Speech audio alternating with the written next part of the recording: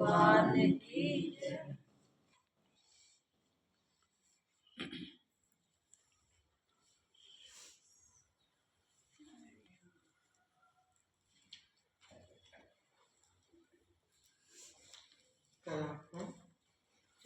गीता जी के जो 13 का 22वां श्लोक तक मैं सुना दिया था कि जिसकी आसक्ति सर्वथा नष्ट हो गई,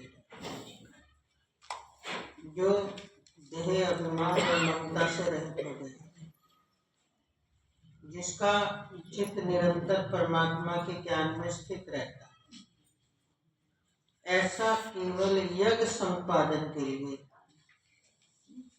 यज्ञ संपादन लोक संग्रह कहलाता है, यज्ञ संपादन परोपकार कहलाता है। यज्ञ संपादन का मतलब ये होता है जैसी जैसी ड्यूटी लग गई, जैसा देश काल परिस्थिति के अनुसार कर्म करना पड़ा, जिस भी आश्रम में रहकर, जिस स्थान पे रहकर, जिस समय जैसा उचित दिखाई दिया, लेकिन उस कर्म में पूरी तरह ईश्वरीय भाव रहता है।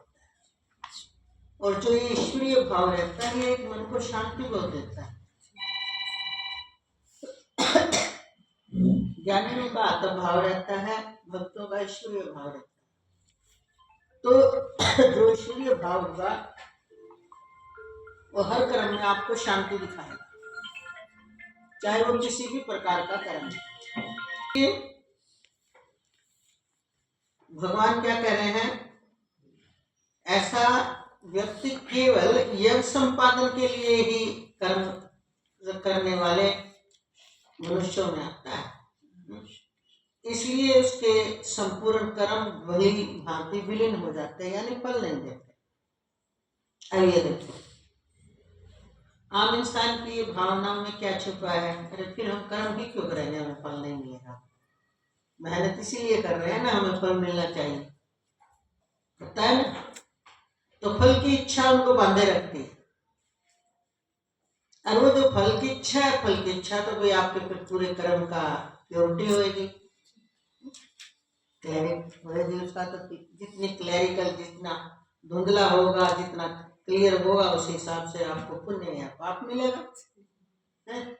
और अगर आप ईश्वरीय भाव में देख रहे हो या आत्म भाव में देख रहे हो, तो उस फल का जो भी कर्म आपको द्वारा हो गया, पहली बात तो आपकी विचारधारा ही नहीं रही गलत कर्म करने की। जहाँ आसक्ति खत्म हो जाती है, जहाँ कुछ बाहर से लेने की भावना खत्म हो जाती है, वहां पर हम जो भी कर्म करते हैं, अपने लिए भी या दूसरे के लिए भी, अपने लिए मान ले कौन सा, शरीर निर्वाह के लिए अपने लिए भी तो चाहिए ना, अपना ये तो उसे बोध हो गया, शरीर कोई मैं थोड़ी हूँ, पर शरीर में तो मैं हूँ, जब तक देह है तब तक तो मैं इसका इस्तेमाल करूंगा ना। तो उसमें उसके जीविका, उसके गुजारे के लिए, और बाहर भी जो मान लो गृहस्थ में है, संबंधियों के लिए, तो कर्म तो वो करेगा, पर उस कर्म में उसका कहीं भी स्वार्थ बुद्धि, सकाम बुद्धि, दूसरे को कष्ट देकर सुख पाने की बुद्धि, ऐसी भावना उसकी खत्म हो जाती है। आप घर गृहस्थी में हो ना, घर गृहस्थी में भी आपके अंदर एक दूसरे की संभाल, एक दूसरे का ध्यान रखने की भावना बनेगी। ये भावना नहीं बनेगी कि अपना भरा जगत का भरा, ये बिल्कुल सकाम स्वार्थ बुद्धि है। और परिवारों में भी ये बड़ी दिक्कत मिलती है कि सबको अपनी अपनी पड़ी रहती है, मुझे सुख मिल रहा है, भाई मेरे बस का नहीं है, तुमने नहीं खाया तो नहीं खाया, बना के खा लो, मैं नहीं बना के दूंगा दो रोटी। तो ये स्वार्थ बुद्धि, अज्ञान बुद्धि, मूढ़ बुद्धि होती है। अगर आपके अंदर संवेदनाशील हृदय हो गया, सामने वाले के हृदय में भी आपको अपना ईश्वरीय स्वरूप दिख रहा है कि मेरे ईश्वर ये है इसमें है, और ज्ञानी हो तो आपको आत्म स्वरूप दिख रहा है कि एक ही आत्मा देखो नाना रूप में है, तो आप ऐसा कर ही नहीं सकते उसके साथ में। आपको पता है कि ये भूखा व्यक्ति है या इसको भी तकलीफ है, कल मुझे थी आज इसको है, तो आप उसकी भी सेवा उसी तरह से करोगे जितनी आप अपनी सेवा चाहते हो। वो एक अलग हिसाब है कि पदों के हिसाब से थोड़ी संकोच मिलती, वो एक अलग है, मर्यादा है, लेकिन आपके हृदय में दूसरे के प्रति ये भावना नहीं रहेगी कि बस वही मुझे दे सब कुछ, उसका फर्ज बनता है। ये भावना बहुत स्वार्थ बुद्धि की होती है। जहाँ स्वार्थ बुद्धि भरी होती है वो इंसान दूसरे को सुख नहीं दे सकता। और देखो उसकी दृष्टि किस पे है? देह पर। और जो देह पर इतना आसक्त है तो उसका देह ध्यास कहाँ खत्म है? नहीं। एक उदाहरण दे, मान लो तुम पति पत्नी हो, पत्नी तुम्हारी दिन रात सेवा करती है, आज उसकी तबीयत ठीक नहीं है, अब वो कहे कि मुझे थोड़ा सा एक कप चाय बना के दे दो, या मुझे थोड़ा नाश्ता दे दो, या मुझसे नहीं उठा जाएगा। नहीं नहीं, मेरे बस का नहीं, मुझे तो तुझसे ज्यादा ठंड लग रही है, मैं नहीं बना पाऊंगा। तो क्यों नहीं कर पाएगा? क्या है? देह ध्यान, आलस बुद्धि। अपने शरीर को कितना मतलब देह सकते जो स्वयं को होता है ऐसा कुछ, फिर कितनी सामने से कामना रखते हैं, मेरे को ये हो गया है, तू मेरी सेवा कर, तू मेरे लिए ये बना, तू मेरे लिए बोला। तो ये विकार जो है, ये विकार है। और ये विकार हमने कहाँ से लिए हैं? आसपास से, परिवार से, संग से। तो ये विकार हमारे अंदर रहते हैं, तो ये देह ध्यास बुद्धि बनाकर रखते हैं। चाहे हम कितने बड़े ज्ञानी बन जाएं, चाहे हम कितनी बड़ी समझ आ जाए हमें, पर अगर इस प्रकार की हमारी भ्रांतियां खत्म नहीं होती और भ्रांतियों को भी हम ज्ञान समझ लेते हैं, तो हमारा ये ज्ञान नहीं, बहुत बड़ा अज्ञान है। संवेदनशील हृदय होना भी बहुत जरूरी है, क्योंकि संवेदनशील हृदय ही अपने उस ज्ञान को यूज कर सकता है। नहीं तो ज्ञान तो हो गया, आपने योग तो देख लिया कि एक ईश्वर है या एक आत्मा है, पर आपका हृदय संवेदनशील नहीं है, तो आप किसी काम के नहीं हो। इसीलिए हमें व्यवहार में, कितना भी कोई ज्ञानी है, चाहे कोई कितना बड़ा भक्त है, व्यवहार के बिना किसी का गुजारा नहीं है। और व्यवहार में अगर हमारा संवेदनशील हृदय नहीं है, तो हमारा व्यवहार कभी भी कुशल नहीं हो सकता। कुशलता का व्यवहार आप तभी करोगे जब आपके हृदय में जो ज्ञान है, जो समझ है, उसका प्रैक्टिकल यूज कौन कर सकता है? जिसका हृदय संवेदनशील है। और वो सबके लिए होता है, सबके लिए। ये तो एक उदाहरण छोटा सा हमने दे दिया, हर व्यक्ति के लिए। एक काम करने वाले भी, कोई व्यक्ति काम करने वाली भी हमारे यहाँ लगी हुई है, तो अगर वो भी बीमार है, उसके लिए भी है होना चाहिए हमारा हृदय। ये नहीं है कि वो तो बीमार है तो बीमार है, ठीक है, काम कौन करेगा, तू तो रोज ही बीमार रहता है या रहती है। तो ये वृत्ति जो है स्वार्थ बुद्धि पैदा करती है। ये वृत्तियां ही हमें आगे नहीं बढ़ने देती, और ये वृत्तियां ही हमें कण कण में परमात्मा को नहीं देखने देती। ये वृत्तियां बहुत बंद हैं देह ध्यास की, देह ध्यास के बंद हैं। काम अपनी जगह है, वास्तव में हम सब एक हैं। जब हम सब एक हैं तो मानव शरीर सबका एक जैसा होगा ना, कुत्ते बिल्ली का शरीर भी एक जैसा होगा, सबका शरीर एक जैसा होगा ना। तो फिर मानव शरीर को भी अगर हम महत्व दें तो मानव तो एक जैसे है ना, बस थोड़ा सा फर्क होता है।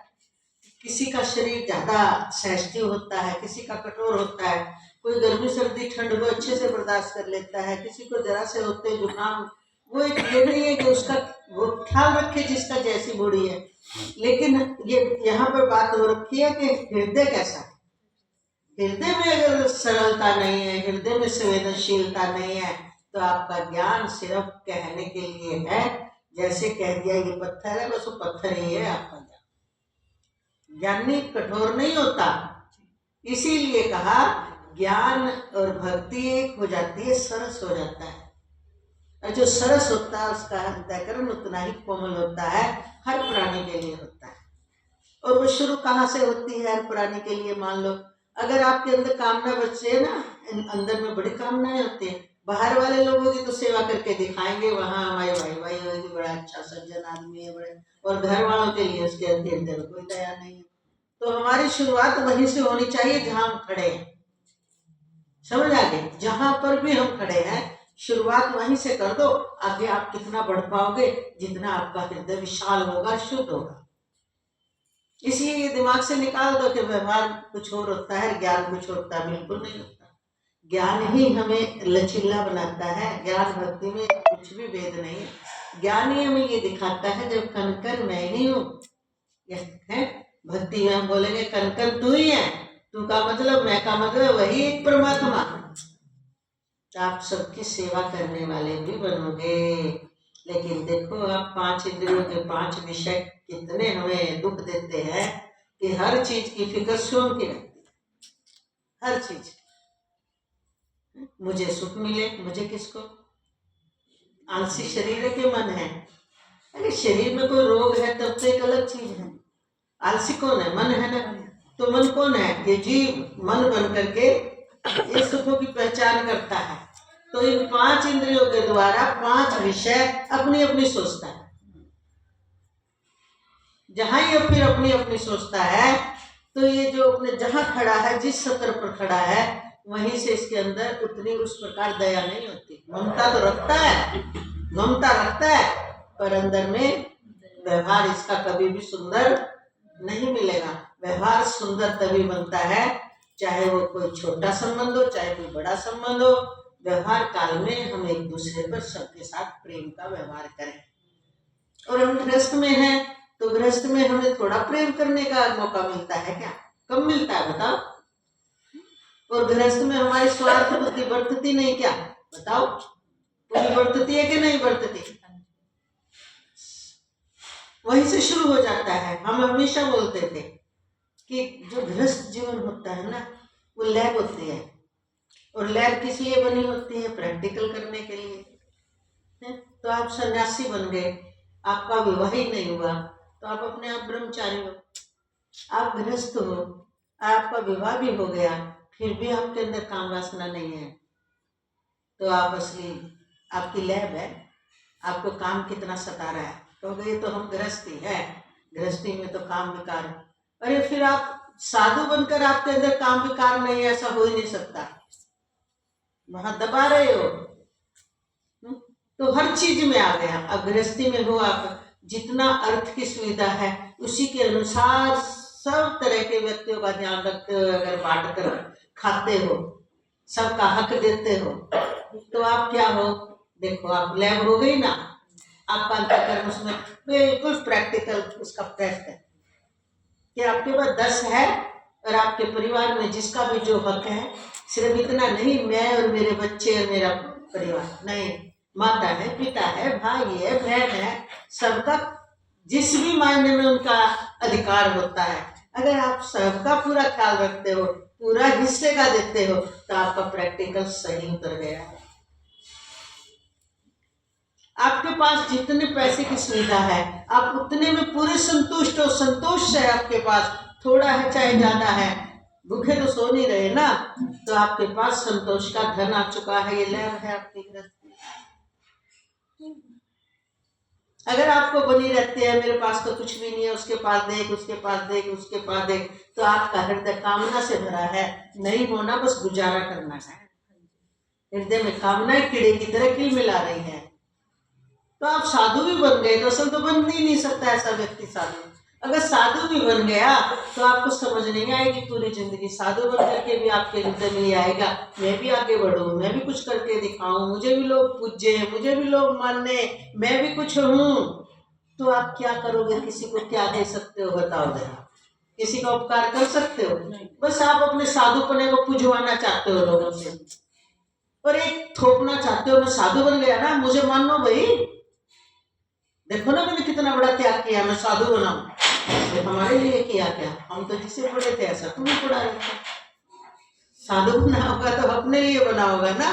अब बना है तो त्याग कर। क्यों कामना रखता है कि मेरे पांव छुओ, मुझे पूजो, मुझे राम राम करो, या मेरे को प्रणाम करो, या मेरे को ये मानो मैं कुछ हूँ, मेरा उपदेश सुनो, या मेरा भजन सुनो? क्यों है ये कामना? जब तुम्हारी साधना सधेगी और वह कुछ फूट कर बाहर आएगी, बल्कि साधक साधु छुपा के रखता है। असली साधु जब बीज बोते हैं ना, बीज को छुपाया जाता है कि ऊपर डाल देते हैं? ऐसे ही जब तक पूर्णता ना आ जाए दबा के रखो उसको, बिल्कुल दबा के रखो। बाहर से कुछ दिखे नहीं, अंदर इनके राम, और वो ज्यादा फुट के आता बाहर। तो इस प्रकार आपका जीवन, गृहस्थी एक लैब है। गृहस्थ जीना बिल्कुल भी गलत नहीं है, पर गृहस्थ में आपका पेपर हो जाता है। आपको लगता है गृहस्थी में तो हर चीज की जरूरत है, नहीं नहीं, गृहस्थी से ही संत बनता है। असली गृहस्थी ही प्रैक्टिकल है। वहां हमें आसानी भी है। देखो बताए कैसे, अब आपका विवाह हो रखा है, हो गया, अब प्रैक्टिकली तो कर रहे हो ना, कामनाओं पर विजय प्राप्त करना चाह रहे हो, काम विकार पर विजय प्राप्त करना चाह रहे हो। किसी दिन आपका काम का संयम टूट गया तो है ना आपके पास पति या पत्नी, टूट गया कोई बात नहीं, जैसे बच्चा चलना सीखता गिरेगा फिर उठ जाएगा, तो पर आपकी पहचान तो हो गई ना भी अभी अंतःकरण में कितना प्रभाव है। इसी तरह धन की अगर आपकी इच्छा बढ़ती जा रही है जी, और हो जाए और हो जाए और हो जाए और हो जाए और हो जाए, तो पता चल रहा है इसका मतलब तो अंदर में धन का महत्व इतना है, अधिक लाभ लोभ अधिक आयु।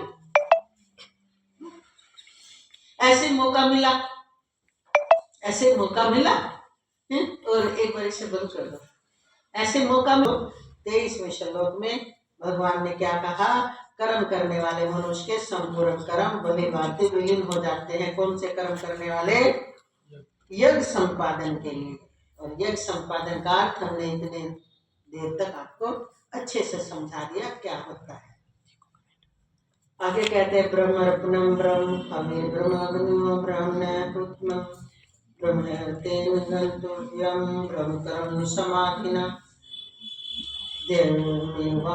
योगिन पर्युपासते ब्रह्मग्निवापरे यगम यज्ञेन बुझन्ति श्रोत्यदीनिन्द्रियाणि संयग्निषु जुह्वन्ति शब्दादीन् विषयान्येन्द्रियग्निषु जुह्वन्ति सर्वाणि इन्द्रियाणि मानिहि प्राणकर्माणि च अपरे आत्मसंयम योगग्नियो जुह्वन्ति ज्ञानदीपिते द्रव्य यगस्ते अस्त्यो अयगः योग जगास्त स तथा परे स्वाध्याय यग यगानश्च है यज्ञ है संक्षिप्त वर्तः अपाने जुहन्ति प्राणं प्राणे अपाने तथा परे प्राणापान गतिः रुद्वः प्राणे प्रायणः। क्या कह रहे हैं भगवान कि जिस यज्ञ में अर्पण अर्थात स्त्रुवा क्या होता है, जो पकड़ करके वो चम्मच सा होता है ना आगे लंबी डंडी, उसको बोलते हैं। आदि भी ब्रह्म है ऐसा जिसकी दृष्टि है, सब कुछ ब्रह्म देखना। और हवन किए जाने योग्य द्रव्य भी ब्रह्म है तथा ब्रह्म रूप कर्ता के द्वारा ब्रह्म रूप अग्नि में आहुति देना रूप क्रिया भी ब्रह्म है। उस ब्रह्म क्रम में स्थित रहने वाले योगी द्वारा प्राप्त किए जाने योग्य फल भी ब्रह्म ही है। अब ये देखो जरा, हम आपसे एक बात पूछना चाहते हैं। कई बोल देते हैं ये तो ब्रह्म ब्रह्म बोलते हैं, या भगवान क्या बोल रहे हैं उनको बोलना, जो कोई बोले अरे भाई तुम ऐसा करो 4थे अध्याय का ना 24वां श्लोक पढ़ लो, भगवान क्या कहते याद करो। सब कुछ करने वाला करवाने वाला बाहरी वस्तुएं सब ब्रह्म में देख ली, जड़ चेतन सब ब्रह्म में देख लिया। यज्ञ करवाने वाला, यज्ञ करने वाला और यज्ञ का सामान सब कुछ ब्रह्म स्वरूप है। और फिर उसका फल भी क्या देख रहा है? ब्रह्म। यही तो दृष्टि ब्रह्म ज्ञानी समझा रहे हैं आपको कि ब्रह्म के सिवाय दूसरा कुछ नहीं है। ये पूरा का पूरा जगत भी ब्रह्म है। जग में ब्रह्म दिखाया सतगुरु की दाया। जग में ये सारा का सारा जगत पूर्ण ब्रह्म है। सिया राम मैं सब जग जाने करूं प्रणाम जोड़ जो पूरा जगत सिया रामायण यानी कि पूरा ब्रह्ममय है। सिया राम यानी वो परमात्मा और उनकी चैतन्य शक्ति, सिया चैतन्य शक्ति और राम वो पर ब्रह्म सत्ता, सब ब्रह्म है। पूरा जगत उनसे परिलक्षित होने वाला सब ब्रह्म है। बोलो आप गीता जी की नहीं मानते, फिर धक्के खाने लग जाते हो इधर से उधर। क्या कह रहे हैं भगवान? जिस यज्ञ में कैसा यज्ञ करना चाहिए, ये जीवन यज्ञ ही है हमारा। हमारी दृष्टि क्या होनी चाहिए? चाहे गृहस्थ है, चाहे वानप्रस्थ है, चाहे सन्यासी है, चाहे ब्रह्मचारी है, चार ही तो आश्रम है। सब में हमारी दृष्टि क्या होनी चाहिए? स्त्रवा, जिसके द्वारा यज्ञ करना है। हवन किए जाने वाले जितना भी द्रव्य लिया है वो भी ब्रह्म है, और ब्रह्म जो करवा रहा है कर्ता यानी वो भी ब्रह्म है, और अग्नि की आहुति भी ब्रह्म है, और देना रूप क्रिया भी ब्रह्म है। मंत्र बोल करके स्वाहा किया जाता है ना, वो भी ब्रह्म है। और उस ब्रह्म कर्म में स्थित रहने वाला, उस ब्रह्म कर्म में कौन स्थित रहेगा? जिसका ज्ञान प्रकट है। इसलिए भगवान ने उसको क्या बोल दिया? योगी, यानी भेद हटा करके एकता को प्राप्त है। ऐसा योगी द्वारा प्राप्त किए जाने योग्य फल भी क्या होगा फिर? देख लो आप कितना कुछ भी भगवान ने गीता जी में पूरा जो सार है उपनिषदों का सारा भर दिया। आगे कह रहे हैं दूसरे योगी जन, ये इस प्रकार की क्रिया है कर्म में। दूसरे योगी जन देवताओं के पूजन रूप यज्ञ का ही भली भांति अनुष्ठान किया करते हैं, और अन्य योगी जन परब्रह्म परमात्मा रूप अग्नि में अभेद दर्शन रूप यज्ञ के द्वारा ही आत्म रूप यज्ञ का हवन किया करते हैं। परब्रह्म परमात्मा में ज्ञान द्वारा एक ही भाव से स्थित होना ही ब्रह्म रूप अग्नि में यज्ञ के द्वारा यज्ञ का हवन करना है। तो क्या समझा दिया भगवान ने यहाँ? कि ये तो एक प्रकार का ये कर्म का सिद्धांत दिखा दिया, सब कुछ ब्रह्म देखना। दूसरा है पूजा पद्धति, और पूजा पद्धति में तो कोई ना कोई हमारा देव होगा ना, जब भी तो पूजा करेंगे। तो उसमें जो पूजन किया जाता है तो उसमें भी क्या दृष्टि रखना है? यज्ञ का ही भली भांति अनुष्ठान करते हैं कौन? योगी जन। योगी जन कौन? जिनका एक तो प्रकट है कि ब्रह्म के सिवाय दूसरा। ऐसे योगी जन बाहरी देवी देवताओं का अनुष्ठान करते और करवाते हैं ना, सब कुछ छोड़ के नहीं बैठ जाते वो। तो उसमें भी उनकी दृष्टि क्या प्रकट रहती है? क्या प्रकट रहती है? ब्रह्म स्वरूप की। तो जब वो अनुष्ठान किया करते हैं, फिर अन्य मतलब दूसरे अन्य प्रकार के योगीजन भी हैं, वो क्या करते हैं? उनका ये कितनों का ये तरीका है कि परब्रह्म परमात्मा रूप अग्नि में, यहाँ वो परब्रह्म परमात्मा को क्या देख रहे हैं? अग्नि। जैसे अग्नि में सब स्वाहा हो जाता है, बोले सब कुछ परब्रह्म परमात्मा से ही प्रकट है और परमात्मा में ही विलीन है, इसलिए शेष जो बचता है वो परब्रह्म परमात्मा ही है। ऐसे देखते हुए वो कहीं भी किसी भी कर्म के स्वयं कर्ता नहीं बनते। आज तो मेरे से बुरा हो गया, आज तो अच्छा हो गया, कल्पनातीत हो जाते हैं, उनकी कल्पना ही खत्म हो जाती है, किसी भी कर्म के कर्ता नहीं बनते। इसलिए कहा वो अभेद दर्शन रूप यज्ञ के द्वारा भेदता हो जाती है उनकी। अब उनका तो ये भी नहीं रहता, लाओ भोजन लाए, अरे भोग तो लगा ले, भेदभाव खत्म हो गया। इसका मतलब भोग वहां लगाना है, वहां तो ब्रह्म है, यहाँ ब्रह्म नहीं है क्या? वो जहां बैठे हैं जो कर रहे हैं सब ब्रह्म ही ब्रह्म है। ऐसा उन योगियों के लिए प्रकट अभेद भाव हो जाता है। पर ब्रह्म परमात्मा का अग्नि रूप यानी वही तो प्रकट है, वही जठराग्नि रूप में प्रकट है, वही खाने वाला मतलब ब्रह्म दृष्टि होती है उनकी हर विषय। आत्म रूप यज्ञ का हवन करते हैं। कैसे करते हैं आत्म रूप यज्ञ का हवन? कि वो परब्रह्म परमात्मा को सर्वत्र और इस देह में उसे आत्मा रूप से देखकर बार बार सुहा कर रहे हैं। बार बार बताओ क्या फल मिलेगा फिर उनको? कौन सा फल मिलेगा? क्योंकि उनकी दृष्टि मिट चुकी, इन सब चीजों से अभेदता आ चुकी है, एकता को प्राप्त हो चुकी। तो वो क्या करते हैं? और 26वें श्लोक में भगवान बता रहे हैं अन्य योगी जन, कई प्रकार के बोले क्रिया करने वाले, अलग अलग भाव में रहने वाले योगी जन है ना, एक ही जैसी तो सबकी क्रियाकलाप नहीं होता। तो अन्य योगी जन श्रोत आदि समस्त इंद्रियों को, श्रोत आदि सुनने वाली ये सारी इंद्रियां आ गई। श्रोत नाम क्यों ले दिया? क्योंकि श्रोत है ना 5 इंद्रियों में सबसे महान, सबसे बड़ा है श्रोत इंद्रिय, इन 5 इंद्रियों में सबसे बड़ी है। तो श्रोत आदि मेन सेनापति का नाम लिया जाता है ना, तो इंद्रियों में ये सबसे महान है। तो श्रोत आदि समस्त इंद्रियों को संयम रूप अग्नियों में हवन किया करते हैं। सारी इंद्रियां उनके, और जिनकी इंद्रियां संयम में है उनका जीवन कभी भी बिगड़ ही नहीं सकता, उनसे गलती होती नहीं। सारी इंद्रियां, ये तो 5 ज्ञान इंद्रिय, 5 कर्म इंद्रिय भी, ये नहीं है कि 5 इंद्रियों का ही प्रधान ये श्रोत है, सारी इंद्रियां आ गई इसमें। कईयों की वाणी काबू में नहीं है, जबकि कर्म इंद्रिय है ये तो। कईयों का सुनने का रस इतना ज्यादा है, काबू में नहीं। अभी उपदेश हो रहा है, अगर बाहर लड़ाई हो रही है तो आप यहाँ से वहां आपके कान लग जाएंगे, यहीं बैठे बैठे, काबू में नहीं।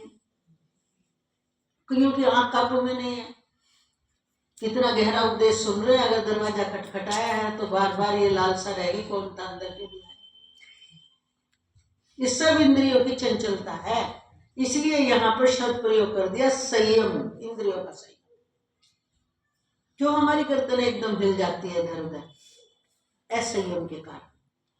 तो इसलिए कहा वो संयम रूप अग्नियों को में, संयम रूप अग्नियों में किसमें हवन करते हैं इन इंद्रियों का? इनको संयम में रखते हैं, यही हवन करना है इन इंद्रियों का। और दूसरे योगी जन बोले शब्द आदि समस्त विषयों को, अभी आगे 5 विषय, अब आए ये ज्ञान इंद्रियों के 5 विषय। वहां तो समस्त आ गई थी, कर्म इंद्रिय भी ज्ञान इंद्रिय भी, तो समस्त विषयों को इंद्रिय रूप अग्नियों में हवन किया करते हैं। सारे विषय उनकी इंद्रियों में ही संयमित रहते हैं, जितनी जरूरत पड़ती है उतना ही बाहर निकलने देते हैं। संयम उसका नाम है। बोलते हैं ना, संयम से बैठना, संयम से चलना, संयम से रहना। अब ये छोटा बच्चा है, अब ये संयम से नहीं बैठा क्योंकि इसकी इंद्रियां इसके बस में नहीं है। और अगर बड़ा भी ऐसा करने लगे तो उसे क्या कहा जाएगा? इसको तो ये कहेंगे बाल है भाई, कोई बात नहीं, बालक है।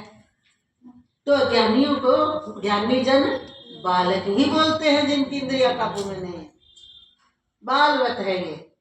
बालकों की बात पर ध्यान नहीं देना चाहिए, ज्ञानी लोग कहते हैं, क्योंकि उनकी इंद्रियां, उनका ज्ञान, उनका संयम, उनको पता ही नहीं कुछ, बालवत जीवन है उनका। दूसरे योगी जन इंद्रियों की संपूर्ण क्रियाओं को, दूसरे योगी जन इंद्रियों की संपूर्ण क्रियाओं को और प्राणों की समस्त क्रियाओं को ज्ञान से प्रकाशित आत्म संयम योग रूप अग्नि में हवन किया करते हैं। कैसे करते हैं? बोले सच्चिदानंद घन परमात्मा के सिवाय अन्य किसी का भी न चिंतन करना ही उन सबका हवन करना है। उन्होंने सब पे बंद लगा दिया, सब पे, संपूर्ण इंद्रिया, प्राण तक पे क्या रखते हैं? ज्ञान को प्रकाशित रखते हैं हर समय, अन्य का चिंतन ही नहीं करते। जितनी जरूरत हुई वहां भी क्या करते हैं?